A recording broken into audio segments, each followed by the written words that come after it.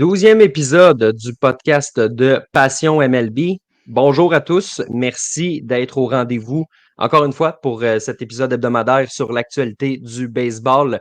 Charles-Alexis Brisebois à l'animation avec le collègue Sébastien Berroir qui est là comme à chaque semaine. Sébastien, comment vas-tu? Ça va très bien, toi-même. Ça va bien, ça va bien. Sébastien, avant de commencer, j'aurais une petite demande spéciale pour ceux qui nous écoutent en live présentement, que ce soit Facebook, Twitter ou YouTube. On a eu un message sur la plateforme sur laquelle on enregistre pour nous dire qu'il y avait des difficultés à aller en live. Est-ce que je peux juste avoir quelques commentaires de gens pour dire oui, on vous entend bien, vous êtes bel et bien en live? Juste ça, ça me rassurerait qu'on ne parle pas dans le vide en ce moment.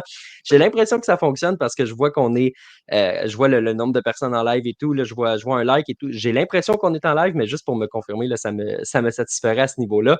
Comme ça, on pourrait se lancer sur notre actualité.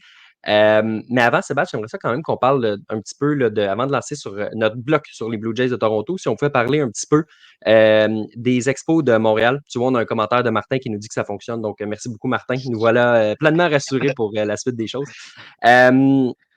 Euh, on voulait parler un petit peu des expos parce que cette semaine, dans la Gazette, il y a eu un texte qui est sorti sur Stephen Bronfman qui nous dit que il n'abandonne pas le rêve de revoir les expos revenir éventuellement à Montréal. Est-ce que tu le prends comme des paroles publiques d'un gars qui ne pouvait pas nécessairement dire le contraire ou tu penses vraiment encore qu'il y aurait une certaine chance de revoir un processus d'expansion qui amènerait du baseball en ville? Bien, M. Bornfen peut certainement dire le contraire. Il peut dire ce qu'il veut. Il n'y a pas vraiment d'attache par rapport à quoi que ce soit. Donc, je ne pense pas que ce soit nécessairement des paroles en l'air. Cela dit, ça ne veut pas dire que ça va se réaliser non plus. On est très loin de ça, surtout pas via une expansion. J'ai vraiment beaucoup de misère à croire qu'une expansion serait possible à Montréal avec le coût qui est relié à ça.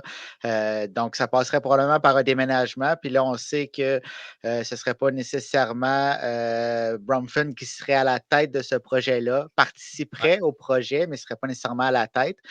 Donc, Mhm. ça montre que si ce n'est pas lui qui est à la tête, c'est des coûts qui sont faramineux pour amener un club à Montréal. Donc, dans cette Mhm. optique-là, c'est sûr que c'est un peu difficile de voir la lumière au bout du tunnel, mais qui sait? Sait-on jamais? On vit d'espoir, puis c'est quand même le fun d'avoir ces paroles-là qui reviennent dans l'actualité.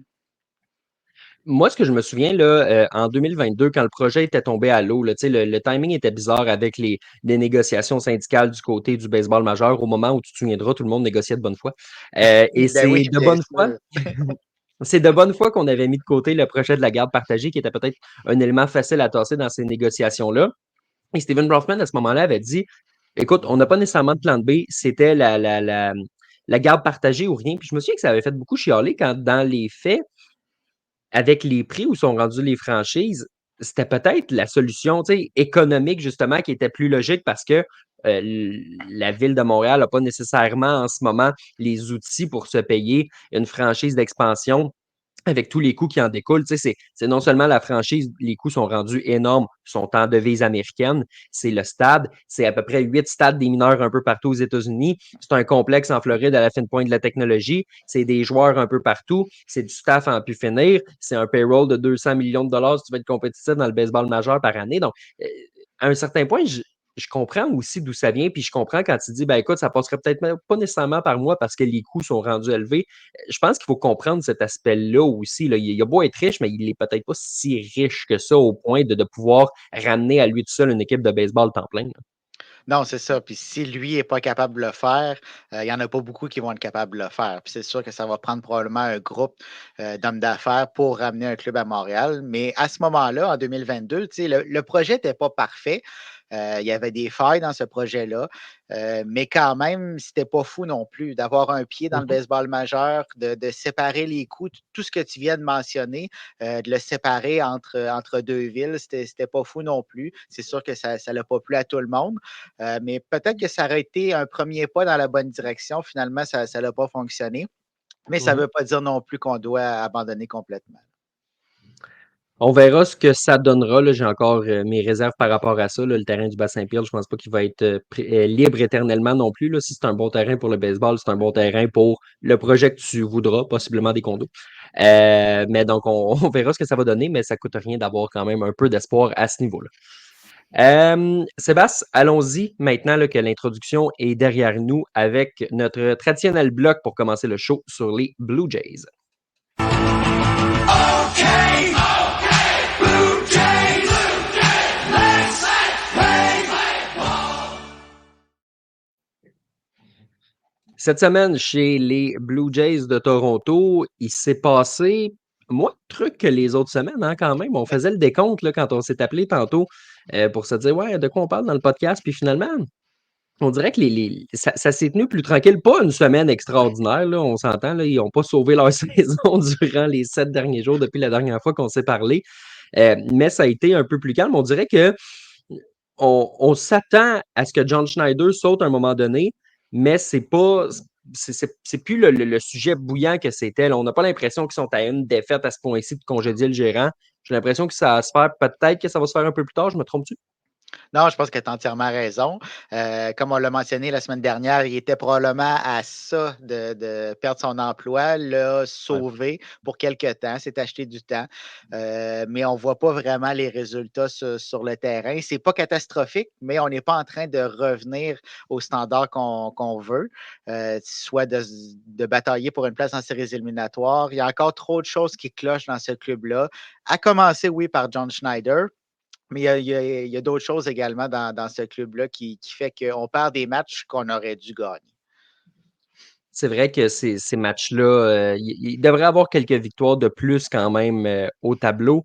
N'eût été peut-être de Jordan Romano qui en a échappé une belle. Je comprends qu'Adley Rutschman est un client difficile. Je comprends qu'il a été blessé durant le camp d'entraînement, mais c'est pas une saison facile hein, pour Jordan Romano en ce moment, on va se le dire. Là. C'est pas le clos. Il n'y a plus l'aura qu'il y avait, on dirait, il y a 2 ans. Là. Non, exactement, mais à part peut-être justement v'là 2 ans, tout au long de sa carrière, ça n'a jamais été vraiment facile. Les résultats étaient là la plupart du temps au final, mais ça n'a jamais été facile dans le cas de Jordan Romano. On dirait qu'à chaque fois qu'il se présente au monticule, c'est rare qu'on ait une manche 1, 2, 3 pour terminer le match. Il se Ah, mais complique ça, souvent. Sébastien, c'est la règle du closer. À part peut-être, toi, c'est parce que tu as grandi avec Mariano Rivera, mais un vrai closer, ça rend les choses intéressantes. Tu as eu Harold Chapman, là, tu sais ce que je veux dire. Là. Oui, oui, ça, c'est dans la même catégorie, là. Mais il y en a qui se compliquent plus la vie que d'autres, je te dirais. Ouais. Tu sais, il y en a qui aiment ça jouer avec le feu, puis il y en a qui se brûlent aussi plus souvent qu'à leur tour. Donc, Romano arrive dans cette catégorie-là. C'est sûr qu'il y a plusieurs circonstances dans le cas de Jordan Romano. Mais non, c'est pas toujours facile. Cette saison, on dirait encore plus qu'à l'habitude. Donc, est-ce qu'on est rendu à penser à faire un changement de notre closer? Est-ce que Jimmy Garcia, qui a une excellente saison, qui même dans un match contre les Orioles avait 2 coureurs en position de marquer, aucun retrait, s'en est sorti indemne. Donc, c'est ce genre de lanceur-là que tu veux avoir sur la butte en 9e manche. Est-ce qu'on va faire le changement?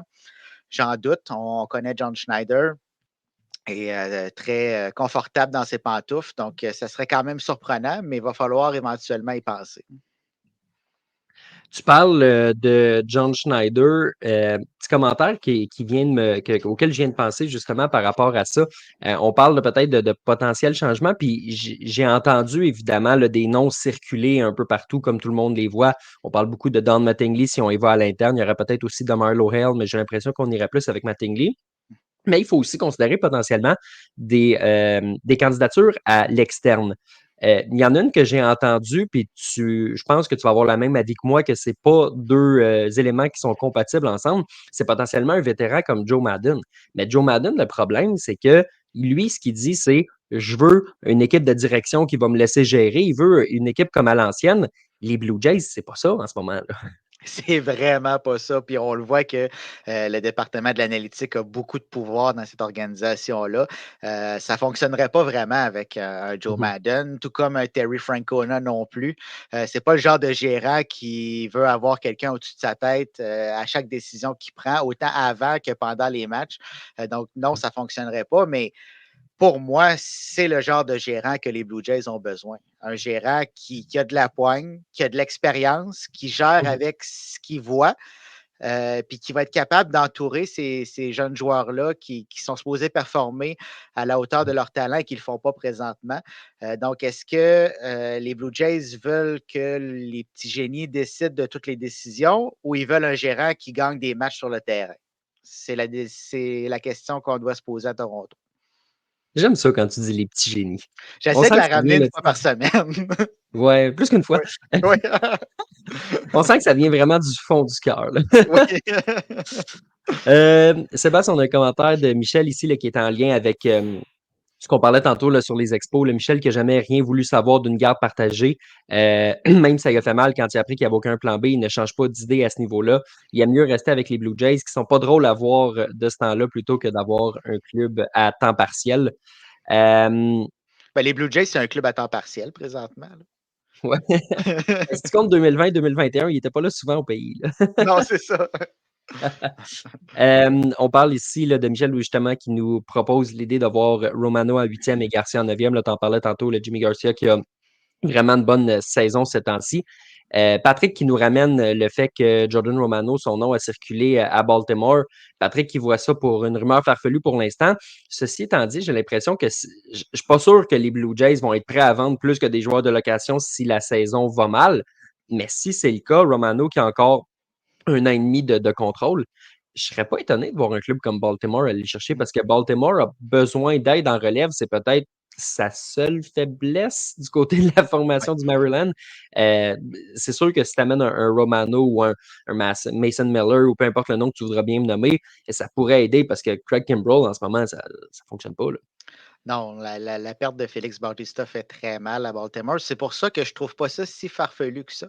Si les Blue Jays continuent à glisser de la sorte, puis on s'attend à ce que les Orioles, eux, continuent sur leur lancée, bien, d'un côté, tu vas avoir un besoin à Baltimore de releveurs. C'est ça qui va t'amener au prochain niveau. Puis à Toronto, bien, tu vas avoir des joueurs à échanger parce que si tu ne gagnes pas cette année, je ne vois pas comment tu vas gagner l'an prochain parce que si tu n'as pas fait les changements cette année, tu ne les feras pas l'an prochain non plus. Donc, ça va être Ouais. le temps de maximiser la valeur de ces joueurs-là. Donc, même si c'est dans la même division, un Jordan Romano pourrait se retrouver à Baltimore. Puis, avec le système de filiales que les Orioles ont présentement, tu pourrais avoir Mhm. un excellent retour là, à Toronto. Oui, absolument. T'sais, Baltimore, c'est de loin le pipeline Hum, le mieux, le plus garni, disons-le comme ça, du baseball majeur. Ils ont beau en avoir donné 2-3 aux Brewers de Milwaukee pour aller chercher Corbin il en Burns, ça ne change reste. rien. Il en reste. Il en reste. Ils peuvent en rappeler un par semaine des bons espoirs s'ils Oui, c'est veulent. ça. Le seul problème, c'est que, tu sais, bon, le baseball majeur a une limite de 26 gars. Puis des affaires de Oui. même. J'essaie de faire des jokes, Sébastien, parce que visiblement, j'arrive pas au pied du maître parce que Denis qui te remercie pour ton humour. Donc, je vais essayer de m'élever à ton niveau, à ce niveau-là. Tu es capable, je le sais. Euh, je pense que oui. Oui, oui. Olivier qui nous rappelle que le Chapman des belles années connaissait aussi des manches 1, 2, 3. Il en connaissait pas beaucoup, ceci étant dit. Là. Il rendait ça intéressant. Disons-le comme ça. Oui. Il finissait par avoir le travail. Tu regardais sa moyenne de points mérités, c'était bon, mais c'était pas toujours énonciateur là, de ce qui pouvait se passer à ce niveau-là. Euh, on a Giuliano ici qui nous dit ben, pourquoi on donnerait Romano, on va faire Klosecki, Swanson, Mesa. Moi, j'ai l'impression, Giuliano, que si on finit par échanger Romano, c'est parce que le club n'a plus nécessairement besoin de closer pour finir l'année. Puis tantôt, on parlait là, d'un Yimi Garcia là, qui connaît une super belle saison parce que tu as raison, Swanson et Mesa, présentement, n'ont pas une saison à tout casser, on va le dire ça comme ça. L'an passé, Sébastien, c'était des forces dans l'enclos. Ben, l'enclos, en général, était une force. Swanson était un excellent lanceur de 8e manche pour mettre mettre la table pour Jordan Romano. Tu avais Meza qui était un des gauchers les plus sous-estimés du baseball majeur. En ce moment, ouf, Non, ouf, c'est difficile. Puis on parlait de Romano, mais Swanson l'an dernier était souvent plus solide que Romano. Lançait la ouais, huitième manche. On parlait je de suis d'accord. manche 1-2-3. Lui, souvent, il faisait une manche 1-2-3. Puis là, c'était peut-être Ouais. quelquefois plus compliqué en neuvième manche. Mais cette année, c'est tout le contraire. On en a déjà parlé, peut-être les problèmes qu'il y a eu durant la saison morte du côté familial avec son garçon. Peut-être que Mhm. ça le hante. Sa blessure également. Donc, il y a des circonstances, mais présentement, ça ne va pas bien. Un lanceur qui n'a pas de camp d'entraînement, c'est toujours Ouais. mortel. Tu le vois, tu sais, même si tu es un releveur et que tu n'as pas besoin de construire ton bras jusqu'à lancer 6, 7 manches, c'est toujours difficile à ce niveau-là. Veux-tu en parler à Blake Euh, Snell ou on laisse ça comme ça? on peut parler à Blake Snell. Mais lui, il n'a pas eu de camp d'entraînement, mais c'est un peu de sa faute. Beaucoup celle de son Oui, agent, un peu de sa oui, faute. c'est ça. C'est lui qui a engagé l'agent. Bon Euh, point. Matt ici qui nous dit si ce n'était pas Bo Bichette la solution comme arrêt-court avec les Dodgers, Bo Bichette n'a pas la bonne santé mentale au bâton présentement. Un changement d'air pourrait lui être bénéfique. Moi, j'ai l'impression que si Bo Bichette était échangé, peut-être qu'on en profiterait pour le changer de position. J'ai l'impression qu'il est peut-être trop tard pour les Blue Jays de dire à ce point-ci, hey, tu sais quoi, finalement, va au deuxième but, surtout qu'il n'y a pas de solution évidente à tous les jours. Mais l'idée n'est pas folle, puis ça a déjà circulé aussi durant la saison morte de dire est-ce que les Dodgers pourraient pas aller chercher un joueur comme ça, un gros joueur de Toronto. Je pense que le nom de Guerrero aussi qui avait circulé. Mais c'est sûr que si ça continue de mal aller, les Dodgers, Sébastien, vont se chercher un joueur d'arrêt-court, puis ça risque pas d'être Willy Adames. Donc, si tu veux aller chercher un joueur d'impact, ben, il y a des bonnes chances que justement ce soit un gars comme Bo Bichette qui ait un appel. Je pense pas nécessairement qu'il serait échangé dès cet été. Je pense pas que les Blue Jays sont prêts à ça, mais il y a des chances qu'à Toronto, ils reçoivent un appel. Là. Ah, c'est pas impossible. Puis dans le cas des Dodgers, c'est beaucoup plus plausible Bo Bichette que Vladimir Guerrero au niveau des positions qu'on a besoin.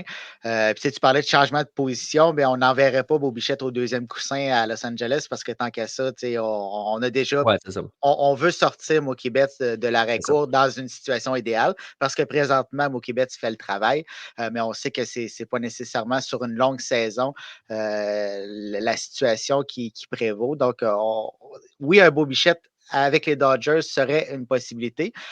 Puis surtout dans l'optique que tu l'as mentionné, Willy Adames était le nom qui revenait très souvent pour se retrouver à Los Angeles. Là, on s'enligne plus vers le fait qu'il va rester à Milwaukee. Donc, les Dodgers Ouais. certainement vont se tourner vers les autres formations qui vont avoir des joueurs d'arrêt-court disponibles et peut-être que les Blue Jays vont en faire partie. Sébastien, on est capable de reconnaître nos erreurs dans la vie et Giuliano vient nous le remettre en pleine face. La semaine passée, il nous avait demandé quel joueur devait-il garder dans son pool. On lui a dit de garder Paul Skeens, qui lui a donné 7 points de moins que Little et il a perdu sa semaine par 6 points. Donc, Je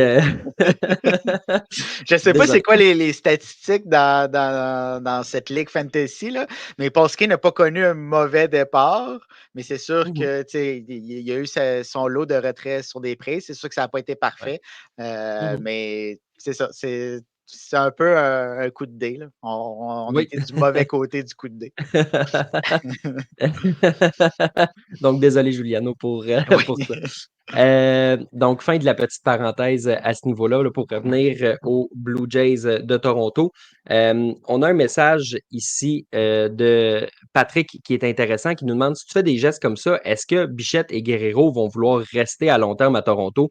Déjà que j'ai des doutes à ce niveau-là, j'avoue que la question se pose en ce moment, là, Sébastien.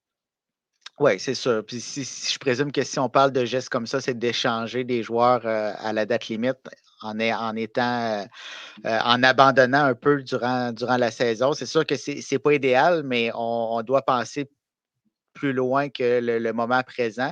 Puis on ne voit pas vraiment les Blue Jays progresser présentement, ni dans les prochains mois, prochaines années. Donc, à un certain moment, on doit prendre certaines décisions qui, oui, sont difficiles à prendre, mais on doit le prendre pour le bien de l'avenir de l'organisation.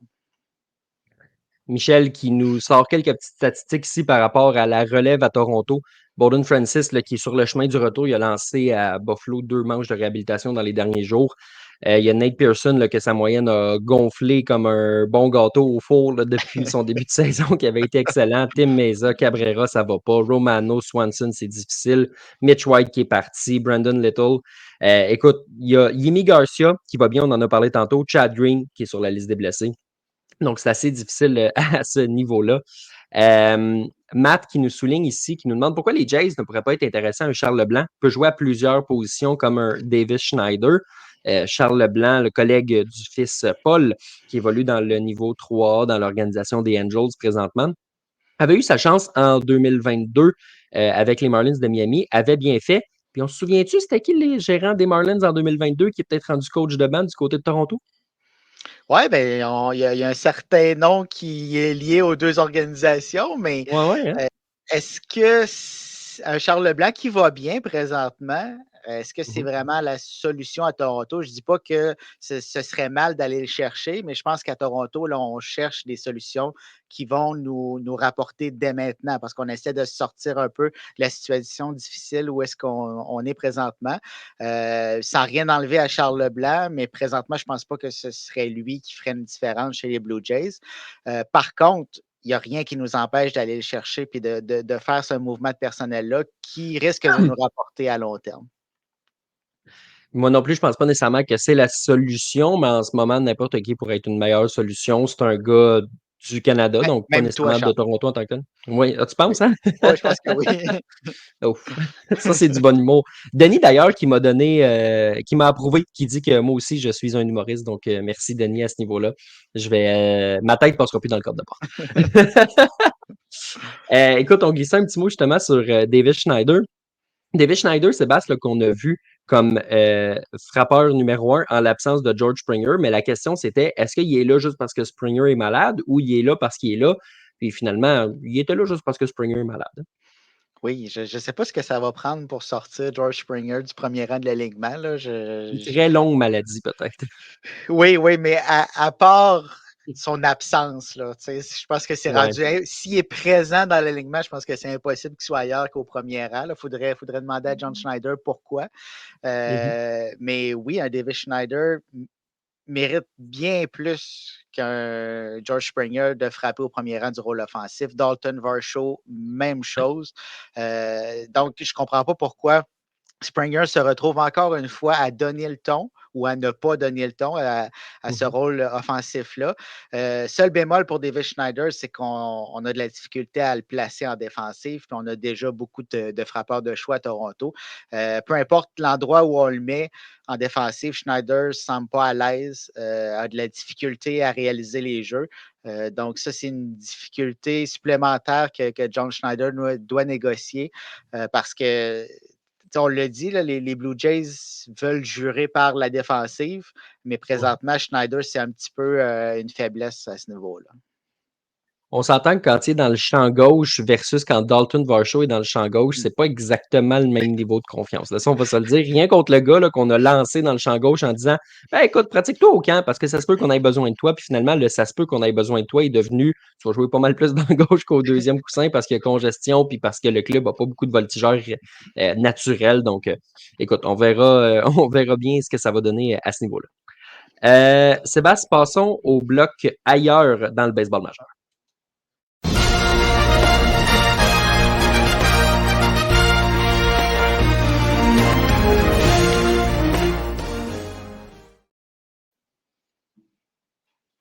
Ailleurs dans le baseball majeur, Sébastien, on pensait déjà parler un petit peu de ce qui se passait avec les Yankees. Denis nous a soumis un commentaire ici en nous disant que le juge a retrouvé ses repères. Depuis qu'Aaron Judge a été expulsé, d'ailleurs, là, ça fait quoi? Ça Oui. fait une semaine et demie à peu près, première expulsion en carrière. Ça va bien depuis ce temps-là. On dirait que ça l'a peut-être fouetté un peu. Là. Il aurait fait, avoir su, là, Aaron Boone l'aurait fait expulser avant. Oui, oui, je pense qu'il a fait sortir le méchant parce que c'était la première Ouais, fois qu'il se faisait expulser dans sa carrière dans le baseball majeur. ouais. Donc là, il en avait ras-le-bol, ça l'a sorti. Puis à partir de ce moment-là, il a décidé qu'il redevenait le juge qui a toujours été depuis le début de sa carrière. Mhm. On n'avait pas de doute que s'il est en santé, il allait revenir à ces standards-là, qu'il allait frapper comme il frappe présentement. La seule inquiétude qu'on avait, c'est est-ce qu'il était blessé? Est-ce qu'il cachait une blessure? Est-ce que sa blessure au pied l'ennuyait? Parce qu'on le sait qu'il va continuer à jouer malgré la douleur. On se demandait est-ce que la douleur était trop forte, puis là, ça affectait son jeu. Mais j'ai l'impression que non, là, parce que là, présentement, il est complètement en feu. Imagine, t'as lui puis t'as Juan Soto qui vont bien en même temps. C'est quoi le mot que je cherche? C'est dangereux, hein? C'est dangereux. Puis là, la chose qu'il faut mentionner, c'est que Juan Soto va un petit peu moins bien, là. Donc, on dirait que Judge va bien, le Juan Soto va un petit peu Mhm. moins bien, mais quand ces deux-là, en même temps, vont aller bien, puis que tu rajoutes un Giancarlo Stanton qui fait son travail, soit de faire des circuits, il va avoir une moyenne de 225, mais il va Oh. mettre la balle de l'autre côté de la clôture. Là, tu commences à avoir un alignement dangereux, comme tu as dit. Il y a Anthony Volpe qui a ralenti un petit peu. Là, il avait connu un début de saison exceptionnel, mais c'est quand même un bon frappeur. Puis il a sa place dans cet alignement-là. Tu as Alex Verdugo qui reprend du poil de la bête. Tu as parlé de Giancarlo Stanton. Ça fait en sorte, quand tu as ça, que tout le monde retombe un peu plus à sa place. Tu sais, tu peux avoir un Anthony Rizzo, dis-moi si je me trompe, mais qui frappe 6 récemment. Exact.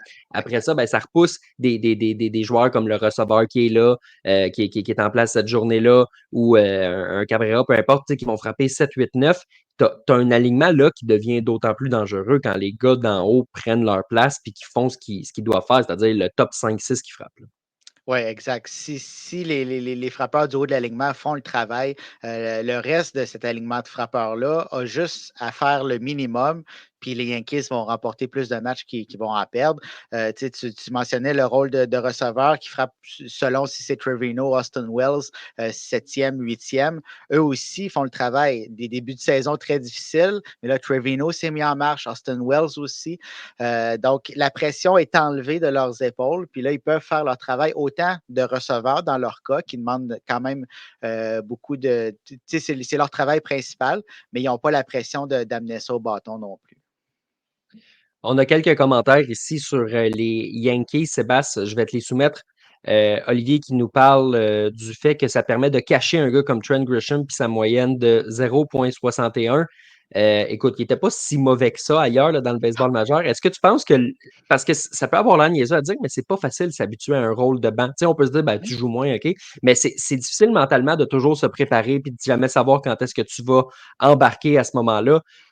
Parle-nous un peu là, de l'état de la défensive, parce que là, il faut que tu composes avec ça. Il faut que tu composes avec un Jason Dominguez qui est en réhabilitation présentement au niveau 2A. On devrait le voir si ça va bien à New York au cours de l'été. Là, tu as Verdugo qui va bien. Tu as Soto, tu as Judge. Le poste de frappeur de choix est déjà comblé avec un Stanton qui remplit son rôle, comme tu l'as dit présentement.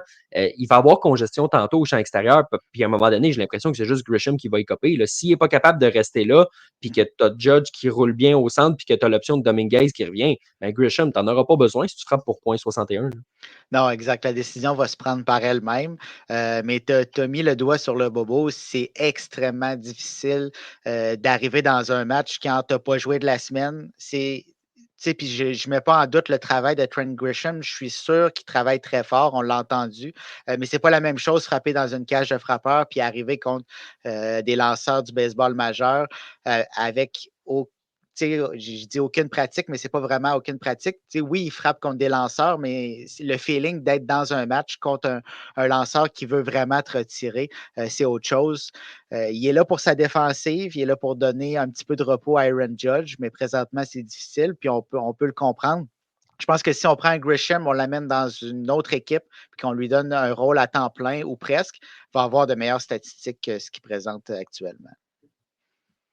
Question d'Olivier ici, en lien avec la rotation. Avec l'ensemble de la rotation des Yankees qui performe en ce moment, qui sera l'agneau sacrifié lorsque Garrett Cole sera de retour au jeu? Très bonne question, parce que c'est vrai qu'on ne s'attendait pas à ce que cette rotation-là performe au niveau où elle fait. Parle-nous un petit peu d'où est rendu Garrett Cole dans sa réhabilitation, puis quand il va revenir, s'il y avait à revenir demain matin, qui sauterait selon toi? Du côté de Garrett Cole, ça va très bien. Lancer un bullpen de 36 lancés. Donc, l'échéancier suit son cours. On l'attend environ à la mi-juin. Dans le cas du lanceur qui va être sacrifié, c'est très difficile. Ça n'arrivera pas. Mais si j'avais un choix à faire présentement, ce serait Nestor Cortés qui prendrait le bord. Mais ça n'arrivera pas. Cortés va rester dans la rotation. Puis, tu sais, je dis Cortés parce que comparé aux autres lanceurs de cette rotation-là, présentement, c'est peut-être lui qui tire de la patte un petit peu. Avait connu quand même certaines difficultés en début de campagne, s'était repris. Ça dépend de ses départs. Mais en début de saison, j'aurais dit Lewis Hill, mais présentement, on ne peut pas sortir Lewis Hill de cette rotation-là. C'est presque l'as en ce moment. Clark Schmidt fait de l'excellent travail. Encore une excellente sortie aujourd'hui. On enregistre le jeudi, a muselé les Twins du Minnesota. Carlos Rodon, qui est en train de redevenir le Carlos Rodon des belles années. Donc, on va avoir des décisions très difficiles à prendre. Est-ce qu'il y a une blessure qui va arriver d'ici là qui va faciliter les choses? Peut-être. Parce qu'on n'a pas parlé de Marcus Stroman, a connu un départ difficile, il y a 2 départs, mais quand même, on ne sortira pas Stroman de la rotation. Non. Donc, Aaron Boone va avoir une décision extrêmement difficile qu'il va prendre probablement avec Brian Cashman. Penses-tu qu'on pourrait envisager une rotation à 6 partants? Tu ramènes Cole plus progressivement? Tu sais, s'il arrive à un moment, peut-être, je connais pas, je te dis ça à brûle pour point, là, j'ai pas l'horaire des Yankees devant moi. S'il revient à un moment où il y a une espèce de 16 matchs en 19 jours, quelque chose comme ça, peut-être que ça pourrait être une solution à court terme jusqu'à temps que la solution se résout d'elle-même, parce que souvent, tu le sais comme moi, là, quand tu as un plan d'y aller à 6 partants, il y en a un qui se blesse, là, c'est Ouais, comme c'est ça, naturel, là. ça se fait tout seul, hein. C'est comme si, ouais, c'est comme si Ah ouais. tu envoies ça, puis là, c'est sûr que ça va arriver, là. Mais oui, ça pourrait être une possibilité à court terme. Tu l'as mentionné, il faut que ça reste à court terme parce que, à partir mettons après la pause du match des étoiles, Garrett Cole doit lancer aux 5 jours s'il est Ouais, ouais. pleinement en santé. Donc là, il va Ouais. avoir une décision à prendre. Mais comme tu l'as mentionné, peut-être que la décision va se prendre par elle-même. Peut-être que oui, ça va être une blessure ou un lanceur qui va aller moins bien. Est-ce que Louis Hill va maintenir la cadence toute l'année? J'en doute. Même chose pour Clark Schmidt. C'est deux bons lanceurs, mais de là à faire ce qu'ils font présentement sur 162 matchs, j'ai des doutes. Donc, peut-être que c'est là que ça va aller. Puis ces deux lanceurs-là pourraient aller dans l'enclos de relève. Il y a Denis ici qui nous mentionne que c'est une rotation surprenante pour les Yankees jusqu'à présent. Clark Schmidt ne le connaissait pas. C'est une belle surprise pour lui à ce niveau-là. Puis j'ai bien l'impression aussi là, qu'il y a bien des gens qui ne s'attendaient pas à ce que Clark Schmidt leur offre les performances qu'il a depuis le début de la saison. Euh, L'ancien collègue de Passion MLB, Simon Holmes, qui nous dit c'est dommage parce que Grisham, de qui on parlait tantôt, a de la puissance et peut apporter de la vitesse. Un bon duo d'outils dans la MLB d'aujourd'hui, surtout que maintenant, il y a une limite de 2 pick-offs par apparition au bâton. C'est vrai que cette règle-là, on dirait qu'elle avait été créée pour un gars comme lui, mais tu sais, Mhm. il faut que tu sois sur les buts pour pour l'application de ce règlement-là, là, ce qui n'est pas exactement simple. Donc, à ce niveau-là, c'est plus dur pour lui cette saison. Là. Il n'a pas du tout trouvé son rythme là, avec les Yankees. Matt Gonzo qui nous demande si les Yankees continuent dans la bonne direction cette saison, est-ce que le club peut signer un contrat à long terme avec Juan Soto? Moi, l'impression que j'ai, c'est que les Yankees veulent le signer, puis je dis l'impression que j'ai. Tout le monde dans l'organisation dit qu'on veut signer Juan Soto. Mais Sébastien, comment il s'appelle son agent? Il me semble que son nom commence par Scott, mais j'ai comme un blanc pour la suite, là. Ouais, je vais t'aider. Scott Oui, Boras. OK. Oui, c'est ça. Donc, Fait c'est qu'écoute, sûr tu sais, que vas-y, vas-y. non, c'est ça. D'après moi, on s'en allait dans le même sens, là. Avec Ouais, un ouais. Scott Boras comme agent, c'est quasi impossible de signer un contrat en cours de saison quand l'autonomie s'en vient là, à très court terme. C'est pas impossible. Est-ce que tu sais, les Yankees pourraient sortir le chèque en blanc, puis là, Juan Soto décide que oui, je veux rester à New York, puis surpasse un petit peu son agent? J'en doute fortement. Mais on s'attend à ce que Juan Soto prenne son autonomie et tester le marché. Puis ça ne veut pas dire qu'il ne va pas revenir avec les Yankees ou Mhm. avec les Mets. Là. Je pense que c'est les deux formations qui Ouais. vont se battre pour ses services. Euh, mais même si les Yankees vont bien, même s'ils iraient jusqu'à gagner un championnat, je pense que Juan Soto va quand même tester le marché. Ouais, il va tester le marché, tu sais. Il a refusé 440 millions de dollars il y a 2 ans de la C'est part pas des pour rien. Nationals. C'est pas c'est pas pour accepter 450 2 ans plus tard à quelques mois de l'autonomie. Là, il peut y goûter, là, c'est là. Puis les Yankees vont être dans le coup. Fait que s'il veut vraiment revenir avec les Yankees, tu sais, si les Yankees offrent 500 puis que les Mets offrent 510 puis qu'il veut vraiment choisir les Yankees, il n'est pas à 10 près. Là, tu sais, si l'offre est compétitive, j'ai l'impression que l'année qui est en train de passer dans le Bronx est en train de donner un edge à ce niveau-là. Mhm. Ce que les Yankees Euh, n'auraient pas eu s'ils étaient restés à San Diego. Tu sais, Probablement. je pense qu'il apprécie tellement son expérience présentement, tout va bien. Si ça se Mhm. poursuit, c'est sûr que les Yankees vont avoir un avantage à ce niveau-là. Ouais, je pense que oui. Olivier qui nous mentionne qu'en début de saison passée, mettre Clark Schmidt comme lanceur partant signifiait une défaite automatique. C'est pas ça qu'on a présentement. Il permet de gagner des matchs. Les Yankees, d'ailleurs, première équipe de la Ligue américaine à atteindre le plateau des 30 matchs, rejoignent les Phillies qui l'avaient atteint aussi dans la nationale. Phillies, Yankees, là, deux gros clubs de l'Est. Là, je suis persuadé que ça ferait une bonne série mondiale, ça. 2009? Un rematch? C'est vrai? C'est Ouais. vrai, c'est vrai.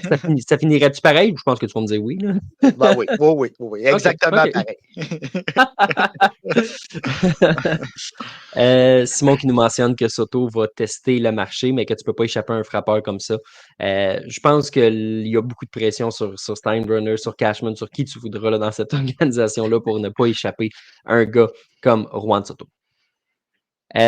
Sébastien, on a quelques questions là, comme ça qui sont en attente. Le bloc de questions s'en vient rapidement. Mais avant, je voulais qu'on parle un petit peu de l'aspect Shohei Ohtani, parce que Ohtani, on le sait, on parle de bons frappeurs. Shohei Ohtani en est un aussi.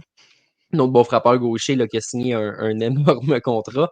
Euh, Lui, c'est un lanceur aussi, comme on le sait, qui ne lance pas cette saison en raison d'une opération au coude, qu'on refuse d'appeler Tommy John. Là, les grands méchants mots Tommy John n'ont jamais été prononcés, même si on dit une autre opération similaire à l'ancienne au ligament du coude.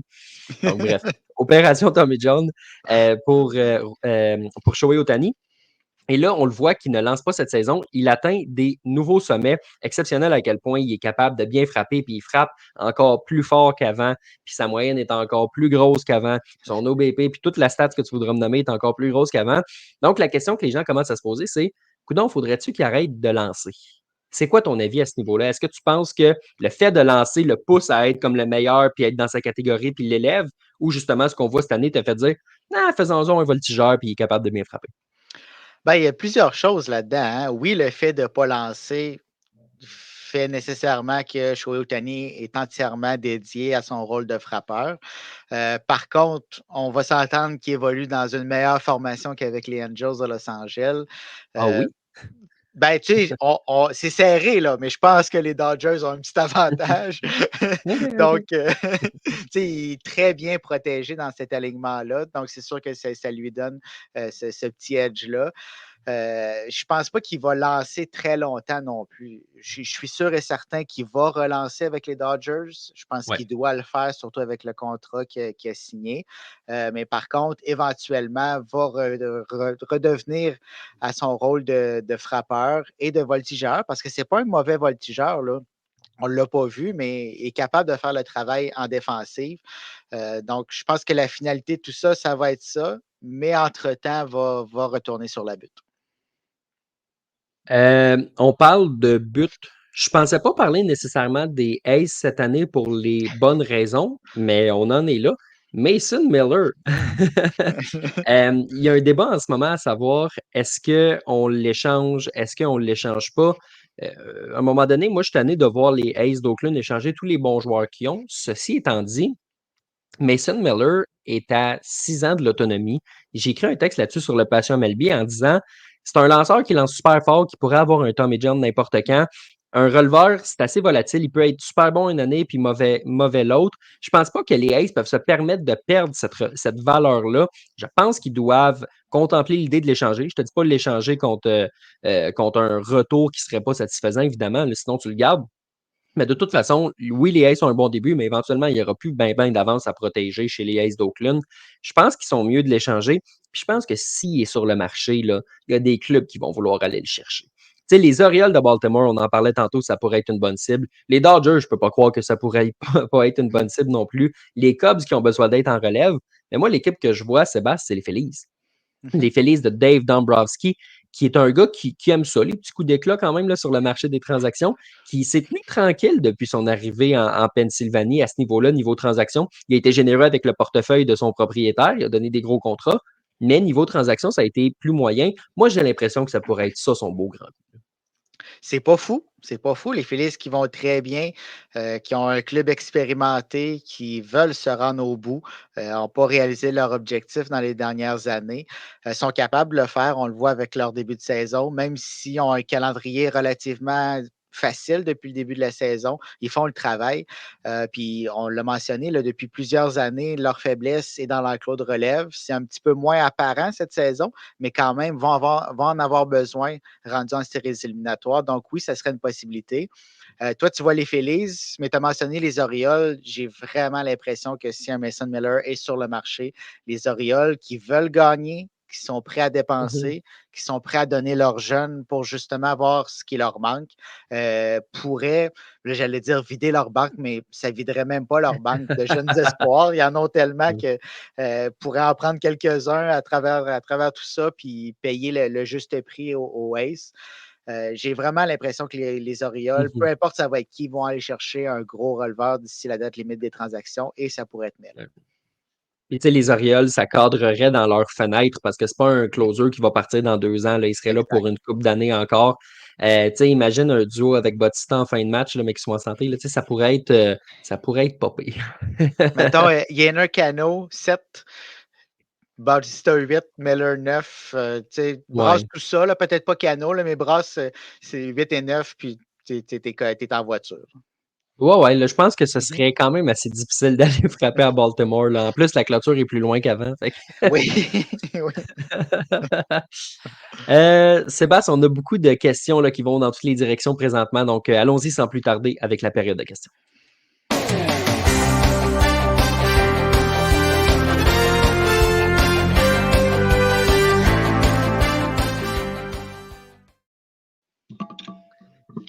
Tantôt, Sébastien, on avait Denis qui nous félicitait pour notre humour. Ben, je pense que Simon veut se rajouter à la fête d'un commentaire qu'il a fait tantôt en nous mentionnant que la plus grande rivalité dans le baseball majeur, c'est les bâtons des Giants versus frapper une balle avec autorité. Très drôle ça.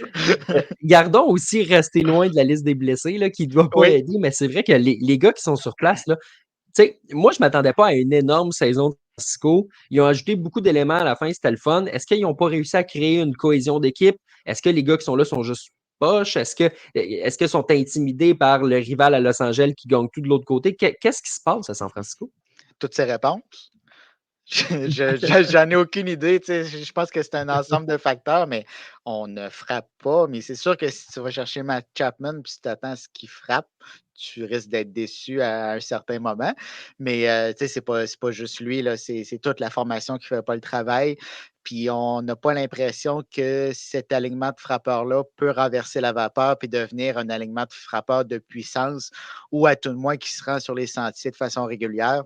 Donc, tu sais, dans cette division-là, en plus, il va y avoir beaucoup de trous à patcher si on va aller loin. Hey, on est dans le thème des blagues. Ce soir, j'en ai une. La seule chose que Matt Chapman frappe, là, c'est un mur rendu au mois de mai. Ouch! Ça fait mal, ça. Fait qu'il est déjà frappé le mur, là, hein? Ouais, ouais, il est Ouais, frappé, il oublie c'est ça, ouais. là, c'est terminé, là. Mais d'après moi, il l'a frappé plus tôt que prévu cette année, hein? Ouais, plutôt que Scott Boras l'espérait aussi, là. Il doit être Aussi. content d'avoir la petite deuxième année d'option à gros prix, hein? Ouais, ouais. On a une question de Matt ici là, qui nous parlait de Paul Skeens. Tantôt, on en a glissé un mot là, sur ses débuts dans le baseball majeur. 4 manches et un tiers. Il y avait un point mérité avant de quitter. Il y avait la responsabilité de 2 coureurs sur les sentiers. Puis par la suite, ça a été le festival du plus sur balle qui s'est installé en Pennsylvanie. Puis finalement, les 2 points qui ont été ajoutés à la fiche des points mérités de Paul Skeens, donc a terminé avec 3 points mérités. Mais ce qu'on retient aussi, c'est ses 7 retraits au bâton avec son énorme vélocité des lancers à 101, 102 000 à l'heure. Et qui dit lancer à 101, 102 000 à l'heure, dit, comme nous l'annonce Matt, une opération Tommy John éventuellement qui pourrait survenir. Euh, Est-ce que tu penses que c'est inévitable dans le cas d'un Paul Skeens, on pourrait rajouter un Mason Miller de qui on parlait? Des gars comme ça sont clairement à risque d'avoir une opération au coude. Là. Ouais, je pense pas que ces deux-là viennent juste de commencer à lancer à 100 000 à l'heure. Ça fait très Non. longtemps qu'ils le font. Donc, inévitablement, le bras, à un certain moment, va lâcher. C'est juste de savoir quand. Donc, est-ce qu'on est capable d'acheter quelques saisons puis de profiter de leurs bras avant que finalement l'opération arrive? C'est là que ça va se passer. Mais tu sais, je ne vois pas un lanceur qui lance à cette vitesse-là éviter l'opération durant toute sa carrière. C'est quasi impossible. Non, on s'entend. J'ai l'impression que ça va arriver éventuellement. La question, c'est, ça va-tu être pendant la fenêtre où leur équipe va en avoir besoin? Là? Tu sais, si Ouais. ça arrive maintenant pour Paul Skeens, ben, c'est un moindre mal. Si ça arrive, puis que les Pirates redeviennent bons éventuellement, puis que ça arrive au mois de septembre dans une course aux séries, ben là, peut-être que ça pourrait être plus dommageable. Martin Houle qui nous demande qui pourrait être disponible chez les Marlins en ce moment pour faire une ou des transactions. Martin, je vais te résumer ça en 3 mots. Tout le monde. Je vois pas un joueur en ce moment qui, si tu mets le bon prix sur la table, pourrait ne pas être disponible. Il y a des rumeurs, Sébastien, qui parlaient de Jazz Chisholm Jr. qui pourrait être le prochain à partir. J'ai l'impression que c'est un des gros noms comme ça qui pourrait être disponible. À peu près n'importe qui sur le monticule. En fait, là, les deux exceptions à mon tout le monde, Martin, je pense que ce serait Sandy Alcantara et Eury Perez, qui sont deux excellents lanceurs et qui sont en réhabilitation d'une opération. Ah ben, regardons, Tommy John, justement. Mais oui. Donc, j'ai l'impression que c'est peut-être les deux seuls qui sont intouchables, mais sinon, Sébastien, dis-moi si je me trompe, mais je pense que tout le monde, au bon prix, peut partir. Tout le monde et personne à la fois, dans le sens que Ouais. c'est pas les noms les plus sexy. Oui, on a de très bons joueurs avec les Marlins, mais est-ce que c'est les joueurs qui vont faire la différence dans une formation qui veut se rendre jusqu'au bout? Je ne suis pas très sûr, mais des équipes qui ont besoin de profondeur, qui ont besoin de certaines choses un petit peu plus précises, vont peut-être se tourner vers les Marlins pour acquérir certains de leurs joueurs. Euh, mais les Marlins, présentement, là, ça ne va pas très bien parce qu'en plus de faire des transactions, les joueurs qu'on va chercher en retour de nos joueurs qui avaient quand même une bonne valeur ne font pas le travail non plus. Pour certains, ne se rendront jamais au baseball majeur.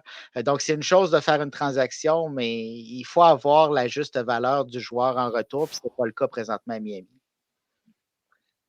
On a une question de Matt ici qui nous demande, on parlait de Paul Skeens tantôt, quelle est la différence entre Casey Mize, un lanceur qui a été un premier choix au total, dis-moi si je me trompe, en 2018, 2017, dans ces années-là, Ouais. et Paul Skeens qui a été également un first overall en 2023. Donc, Sébastien, c'est quoi la différence que tu vois entre les deux lanceurs comme ça, là, un qui est arrivé super vite dans le baseball majeur, l'autre qui a pris un petit peu plus de temps? Qu'est-ce qui les différencie? Ben, si je vais avec un mot, c'est le contrôle. Paul Skeens qui a beaucoup plus de contrôle sur ses balles. Casey Mize, ça a pris beaucoup de temps avant qu'il finalement perce. Beaucoup de potentiel. On l'attendait, mais ça a été très long avant qu'il arrive. Puis encore là, on s'attend à ce qu'il progresse encore une fois. Donc, vraiment, la différence entre les deux, pour moi, c'est le contrôle. Paul Skeens, dans son premier départ, a eu quelques difficultés à ce niveau-là, mais ce n'est pas une inquiétude. C'est son premier départ dans le baseball majeur. C'était la Mhm. journée Paul Skeens dans la MLB. Donc, Ouais. beaucoup de pression. Mais habituellement, c'est une de ses forces, le contrôle. Donc, il n'y a pas vraiment d'inquiétude à avoir. On parle d'un excellent lanceur dans la centrale de la nationale. Je cherchais un lien, je ne sais pas jusqu'à quel point il est direct, mais parlons d'un autre. Chez les Cubs de Chicago, Patrick qui veut Oui. nous entendre sur le début de saison de Shota Imanaga, ce lanceur nippon qui a signé chez les Cubs un contrat beaucoup plus modeste que ce qu'on a vu par exemple de Yoshinobu Yamamoto ou de certains autres joueurs qui venaient de l'Asie. Et finalement, il y a un début de saison exceptionnel. Là. Lui, des points mérités, il ne sait pas c'est quoi. Là, présentement, là, Non. il retire à peu près tout le monde. Il y a l'équipe derrière lui qui fait le travail aussi. Dis-moi si je me trompe, mais je pense qu'au moment où on se parle, sa moyenne de points mérités est sous la barre des Ah oui. 1. Pas la barre des 2 ou la barre des 3, là, sous la barre des 1. Là. Quand tu commences par 0, puis que tu es un lanceur partant à l'animé, et que c'est ta première saison dans le baseball majeur, que tu n'es pas habitué au rythme, de lancer parce que, tu sais, au Japon, c'est des rotations de 6 gars, il y a un congé par semaine. Donc, on lance une fois par semaine. C'est pas le cas en Amérique du Nord. Tu lances un petit peu plus régulièrement quand même. La charge de travail est différente. Ça paraît peut-être moins au mois de mai. Ça explique peut-être ses bonnes performances, mais il en demeure pas moins que ce qu'on voit présentement, c'est un lanceur qui a le potentiel de devenir une star dans le baseball match. Ouais, c'est présentement, je ne sais pas si ça va se poursuivre, mais présentement, c'est un vol en plein jour, pas de cagoule, là.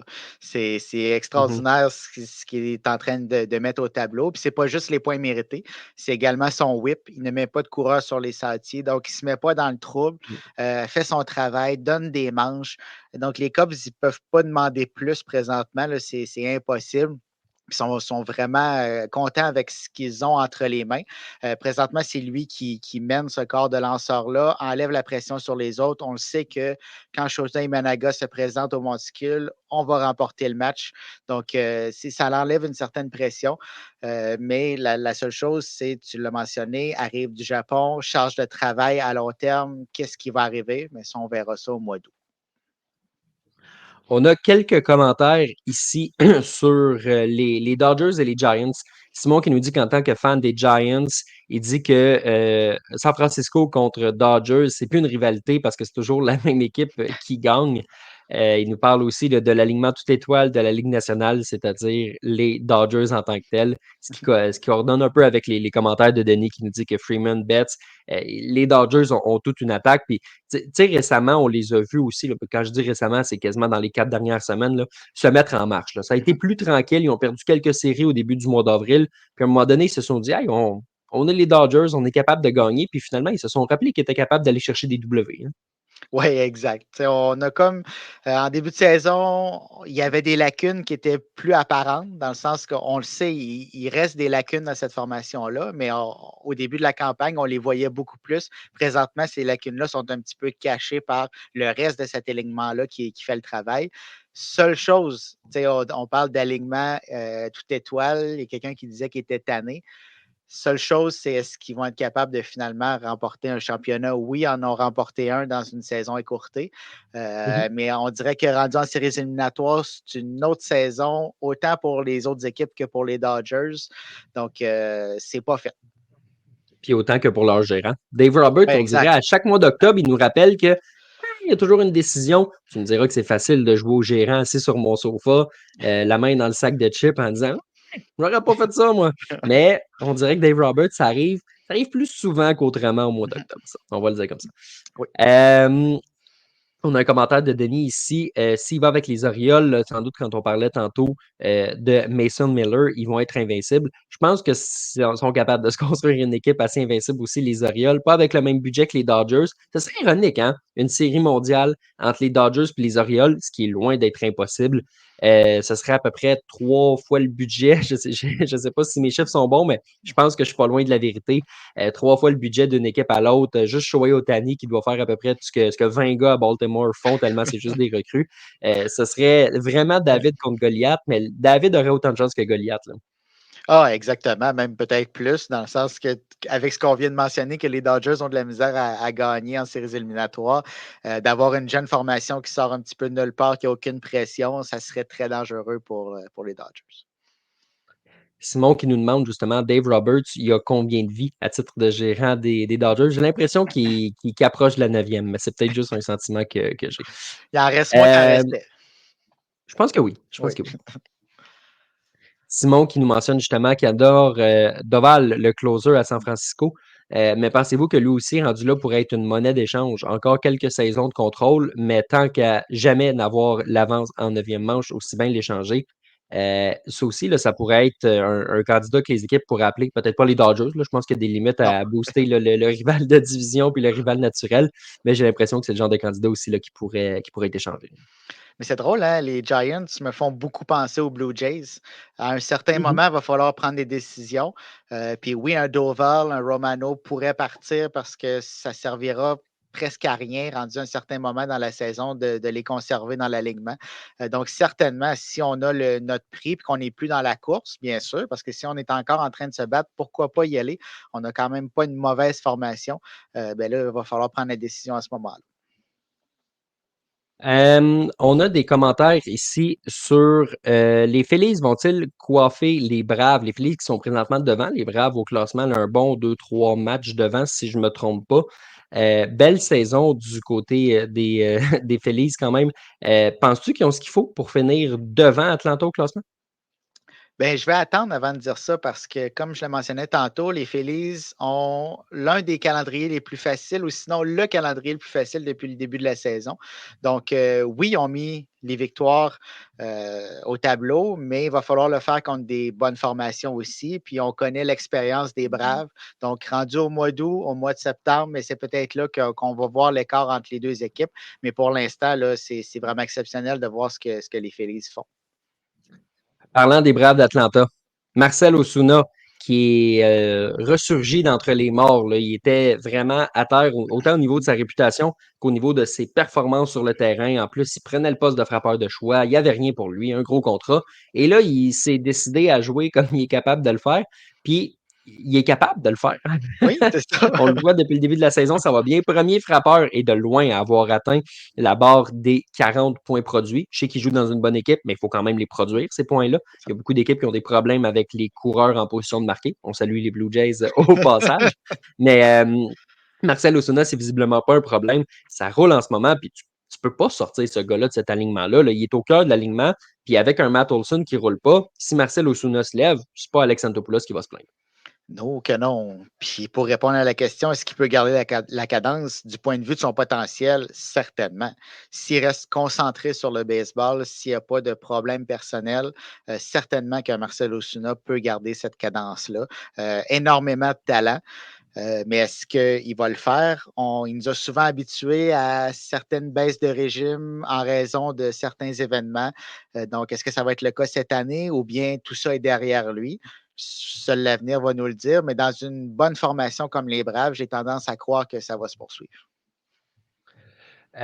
On a un commentaire ici de Olivier qui nous demande, je pose la même question pour les White Sox, et la question c'est en lien avec qui a de la valeur au sein de l'équipe, parce qu'il y aura aussi une vente de feu là, au sein de cette formation-là pour ce qu'il y a à vendre. Il y a peut-être un petit peu plus d'éléments du côté de la Floride, mais j'ai l'impression que du côté de Chicago, il y en aura aussi. Est-ce que Frick sur le monticule pour toi peut avoir une bonne valeur? Oui, mais c'est très semblable aux Marlins, hein. C'est un peu tout le Ouais. monde et personne à la fois. On dirait que tous les éléments qui peuvent être disponibles ont un petit astérix à côté de leur nom. Et là, Jiménez, toujours sur la liste des blessés. Luis Robert, est-ce que vraiment une formation veut aller le chercher avec son contrat, avec ce qu'il met comme chiffre au tableau? Donc, oui, on a des éléments. Oui, on peut se départir de certains joueurs, mais encore là, c'est une question de valeur. Puis c'est une question aussi d'offre et de demande. Est-ce que vraiment on va avoir certaines demandes de la part des autres formations? On n'est pas sûr. Tommy Pham, s'il continue sur ce rythme-là, pourrait Ouais, avoir une certaine valeur. Mais tu sais, jusqu'à quel point tu payes pour un. Tu vas aller chercher quelque chose d'intéressant, mais tu donnes un releveur qui joue dans le A, peut-être. Là, tu sais, ouais, c'est ça ça. n'aura pas de qualité A. Fait que Mm. on verra bien là, ce que ça va donner. Euh, Matt qui nous demande ici, je veux comprendre pourquoi les équipes de la MLB n'ont pas de rotation de lanceurs partants à 6. Avoir la rotation de 6 lanceurs partants peut avoir que des bénéfices pour la santé des bras. Moi, une des raisons que je vois, Matt, c'est que ils ont limité le baseball majeur à 13 le nombre de lanceurs que tu peux avoir sur le monticule. Pas sur le monticule, excuse-moi, dans une équipe, là, sur le monticule, c'est un. Ça commence à faire pas mal, là. Hey, on n'est pas les Savannah Bananas, là, tu Oui, c'est ça. sais. Donc, à 13 sur un alignement de 26 joueurs. Je pense pas que tu veux prendre 6 places systématiquement pour une rotation parce que ça t'en laisse 7 pour les releveurs. Puis on le sait qu'aujourd'hui, on va vite dans l'enclos. Puis que s'il n'y avait pas la limite de 3 frappeurs par lanceur, ben on changerait rapidement. Puis on veut avoir cette flexibilité-là du côté des gérants de plus en plus. Moi, c'est une piste de solution que j'ai. Je sais bien qu'à 6 lanceurs partants, tu peux te permettre d'aller peut-être un petit peu plus loin dans ton match parce que tu es un peu plus reposé. Mais je sais pas ce que tu en penses, Sébastien, mais pour moi, c'est une des pistes de solution. Là. Puis ça et le fait que ça a toujours été comme ça dans le baseball, puis que les lanceurs, c'est des bébites d'habitude, puis qui sont habitués de lancer aux 5 jours. Je pense que c'est une réponse de tout ça un peu, qui est un peu une réponse plate, mais je pense qu'on n'est pas loin de la vérité, honnêtement. Ben, les 2 points que tu amènes, c'est sûr que ça fait partie de la solution. Puis je rajouterais à ça qu'il y a certains lanceurs qui ne sont pas efficaces dans une rotation à 6. Je prends l'exemple d'un Mhm. Garrett Cole. Garrett Cole veut lancer aux 5 jours. Garrett Cole Ouais, lance bien aux 5 jours. Si on lui ouais. donne une journée de congé de plus, bien là, il perd un petit peu de son efficacité. Puis tu sais, dans une rotation à 6, tu peux avoir 2 journées de congé au sein de cette Mhm. rotation-là. Donc là, tu es rendu Ouais, à ouais. 8 jours. Là, ça commence à faire beaucoup. Puis oui, pour la santé du bras, c'est bon, mais de ne pas lancer durant 8 jours, des fois, ça peut avoir l'effet contraire. Donc, c'est un peu tout ça qui fait qu'on garde les rotations à 5 partants, puis rendu en séries éliminatoires, ben, c'est encore moins que ça. Sébastien, c'est ce qui met fin aux questions qu'on a présentement dans notre banque de questions. Hey, depuis 3 semaines, on en a en masse des questions. Je sais pas pour toi, là, mais moi, j'aime ça, là, l'interaction qu'on a avec tout le monde, les questions qui vont dans tous les sens. On a des bonnes questions. Merci de votre interaction, puis merci beaucoup d'être là pour ceux qui sont en live puis qui nous écoutent là, les jeudis 20h sur Facebook, sur X et sur YouTube. Puis pour les autres, Sébastien, qui veulent nous écouter autrement qu'en live, où est-ce qu'on peut nous trouver? Ben, juste avant, je sais pas pour toi, là, mais moi, j'ai pas vu le temps passer, là. Ça fait 1 heure qu'on est là, puis tu m'aurais dit: «Ça fait 30 minutes», puis j'aurais été d'accord, En là. effet, je suis d'accord. Donc, pour revenir à ta question, pour ceux qui veulent nous suivre, bien, sur les 3 plateformes où est-ce qu'on est en live présentement, l'épisode va être disponible par la suite et sur toutes les plateformes, de podcasts, Apple Podcasts, Spotify, Amazon Music. Cherchez-nous, vous allez nous trouver et bien sûr sur notre site internet. Donc, on va avoir l'épisode du podcast, mais aussi, des articles, plusieurs articles par jour qui, se collent à l'actualité de la MLB. Sébastien, je me suis gardé un commentaire à la toute fin. C'est Denis qui nous a dit tantôt: «Parlez pas des Astros, sinon je ferme le podcast». Fait que j'en parle là, comme ça tu peux fermer le podcast parce que de toute façon, on a terminé. Donc, On ne voulait pas en merci à parler non plus. non, c'est ça. Non. Donc, merci à tout le monde, d'avoir été là, cette semaine avec nous pour, partager cette passion-là du baseball. On vous invite à être de retour la semaine prochaine, puis d'ici là, bonne semaine de baseball.